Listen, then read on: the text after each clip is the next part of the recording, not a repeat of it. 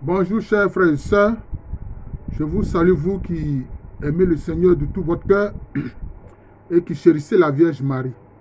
Alors, dans la doctrine chrétienne, souvent on parle de deux jugements. Il y a le jugement dernier qui se fera avec la parousie du Seigneur, c'est-à-dire avec le retour du Seigneur Jésus-Christ. Ça, c'est le jugement dernier. Mais il y a le jugement particulier de chaque âme. Quand la personne meurt, ça c'est un jugement particulier qui a lieu. Voilà. Ça aussi c'est une réalité. Certaines religions, comme l'islam appelle ça l'interrogatoire de la tombe. Voilà. On interroge le défunt. On interroge l'âme du défunt. Je pense que cette interrogation vient du principe de justice de Dieu, de la justice divine. Mais l'âme même voit ce qu'elle a fait de bien et elle voit ce qu'elle a fait de mal. C'est cela en fait. Mais la question qui est posée alors à l'âme, c'est comment as-tu aimé et comment as-tu aidé? C'est ça en fait. Cela veut dire que le fondement de tout, de la vie spirituelle et de la vie sur terre, c'est la question de l'amour. C'est pour ça qu'on voit que dans le décalogue, c'est-à-dire les 10 commandements, que Jésus-Christ a résumé en 2 points, pour ne pas même en 2 points qui se déclinent en un seul, aimer le Seigneur de tout ton cœur, de toute ton âme, de toute ta force, et aimer ton prochain comme toi-même. Donc, l'âme est interrogée sur l'amour. Comment as-tu aimé?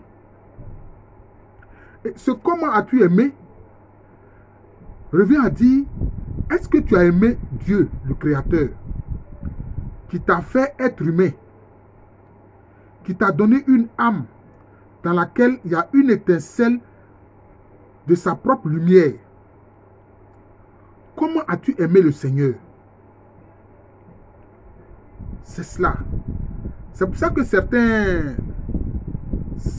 saints qui ont fait l'expérience de cet amour profond avec Dieu jusqu'à l'incendium amoris, c'est-à-dire jusqu'à l'incendie d'amour, ils se sont écriés Dieu seul suffit. C'est-à-dire que si tu aimes Dieu là, c'est tout. Mais parce que tu ne peux pas aimer Dieu et puis haïr ton prochain. Tu ne peux pas aimer Dieu et puis aller contre les principes de la loi. Tu ne peux pas faire ça. Tu vois. Donc, comment as-tu aimé? C'est cela. Maintenant, aimer le prochain, c'est quoi? Qu'est-ce que aimer le prochain? Mais le Seigneur Jésus-Christ l'a montré. Aimer le prochain, en fait, c'est l'aider. Ça revient à aider. C'est pour ça que quand il y a un pharisien qui lui a demandé, mais qui est mon prochain? Le Seigneur Jésus-Christ lui a parlé de la parabole du bon samaritain, qui a aidé cet homme qui avait besoin grandement de secours. Cet homme qui avait besoin grandement de secours parce qu'il a été agressé par des grands bandits de chemin. Le prêtre qui allait au temple n'a rien fait pour lui. Le lévite aussi qui allait au temple n'a rien fait pour lui. Mais c'est ce samaritain-là qui est venu à son aide, qui est venu à son secours. Donc la question qui est posée à l'âme, quand elle sort de son corps, que le corps meurt, comment as-tu aimé? Comment as-tu aidé? C'est pour ça qu'il y a comme un cheminement de Mère Teresa. Je crois que j'ai fait une vidéo là-dessus, où Mère Teresa dit comme ça que de la prière est la foi. De la foi est l'amour. Et de l'amour est le service. C'est-à-dire le service, c'est pour aider. C'est-à-dire que quand tu as intériorisé l'amour de Dieu, maintenant, qu'est-ce que tu fais? Tu te mets au service des autres. En fait, le fait d'aider, c'est l'expression de la charité du Saint-Esprit. Voilà. Parce que le fait d'aider, c'est l'amour en action. C'est la charité en fait. C'est cela. Et c'est pour ça qu'il y a dans l'Église beaucoup de congrégations qui se vouent à la charité. Il y en a tellement. Il y en a tellement. Que ce soit au plan de la formation des gens comme celui des jésuites, de l'aide aux pauvres comme les missionnaires de la charité, comme les missionnaires de la charité, etc. etc. Vous voyez? Donc c'est ça. Moi j'appelais ça l'interrogatoire de l'âme. Ah oui, l'interrogatoire de l'âme. Comment as-tu aimé et comment as-tu aidé? Chers frères et sœurs, c'est cette question que je décline ici en 2 points, mais en fait qui se résume en un seul. Voilà. Aimer Dieu, aimer son prochain. Comment as-tu aimé? Maintenant, le problème, c'est quoi? Ceux qui ont effectivement aimé Dieu en obéissant à ses commandements. Parce que c'est pour ça que Jésus a dit, celui qui m'aime obéit à mes commandements. Si tu m'aimes, fais ce que je te demande. C'est ce que le Seigneur Jésus te dit. L'amour dont il parle là, ce n'est pas une affaire de sentimentalisme, non. Hein? Ici encore aujourd'hui, hein, je crois aujourd'hui le 9 octobre, qu'est-ce qu'il dit? Il dit, heureux ceux qui écoutent la parole de Dieu et la gardent. La garder, c'est faire quoi? C'est la mettre en application. Voilà. Donc, ceux qui ont aimé Dieu réellement, qui ont gardé sa parole en la mettant en application. Ceux qui ont aimé leur prochain, en aidant leur prochain en toutes circonstances. Maintenant, ceux qui seront gênés, qui ne pourront pas répondre parce que ceux-là, ceux qui n'ont pas aimé Dieu et qui n'ont pas aidé leur prochain, leur problème c'est quoi? C'est qu'ils se sont aimés eux-mêmes. En réalité, ils ont aimé, mais ils se sont aimés eux-mêmes. Ils se sont tellement aimés qu'ils ont méprisé l'amour de Dieu. Ils se sont tellement aimés eux-mêmes qu'ils ont méprisé l'amour du prochain. Voilà.